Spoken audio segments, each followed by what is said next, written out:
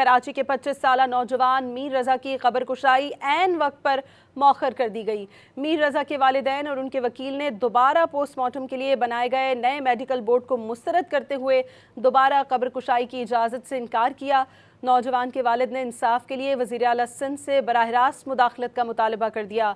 वकील जिब्रान नासिर ने मीडिया से गुफ्तगू में कहा कि रात की तारीकी में 8 के बजाय 5 अरकान पर मुश्तमिल बोर्ड तश्कील देकर मेडिकल बोर्ड में शामिल नामों को तब्दील किया गया है। मज़ीद तफसीलात इस रिपोर्ट में। कराची में नौजवान ताजिर मीर रजा की मौत, कत्ल या खुदकुशी। 28 जुलाई से पुलिस मामला हल करने की कोशिशों में है, लेकिन नाकामी का सामना है। गुज़िश्ता रोज हाई कोर्ट ने कब्र कुशाई के लिए मेडिकल बोर्ड तश्कील दिया, जिसके बाद रात गए वालिदैन को इत्मीनान में लिए बगैर हैदराबाद से नया मेडिकल बोर्ड तश्कील दिया गया। मुद्दई के वकील जिब्रान नासिर ने कहा कि IG सिंध ने इतने हसास मामले पर जल्दबाजी में नामुकम्मल बयान दिया। दिल पे पत्थर रख के आज वालिदैन ने दोबारा ये फैसला किया कि ये इन हालात और कंडीशन के अंदर कब्र कुशाई नहीं हो सकती। आज कब्र कुशाई नहीं हो रही, वो मामला मौखर हो रहा है।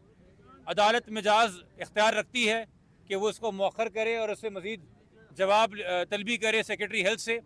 फिर अचानक रात की तारीकी में 12 पौने 12 बजे DG हैदराबाद, जिनका कोई लेना देना नहीं है, उन्होंने पूरे बोर्ड को फारिग करके नए 4 नाम डाल दिए जो कि हैदराबाद जामशोरों से आ रहे और हमारा उन पर ज़रा भरोसा नहीं। मीर रजा के वालिद ने इल्जाम लगाया कि पहले दिन से किसी को बचाने की कोशिशें की जा रही हैं। तो कौन ऐसा बंदा है, किसको रोका जा रहा है, किसको बचाया जा रहा है? बेसिकली ये हुकूमत बता सकती है और CM साहब को बताना चाहिए। मीर रजा के वालिद ने कहा कि दिल पर पत्थर रखकर पोस्टमार्टम का फैसला किया था। उन्होंने मुतालबा किया कि जिस बोर्ड पर हमारा इत्मीनान था उससे ही कब्र कुशाई कराई जाए।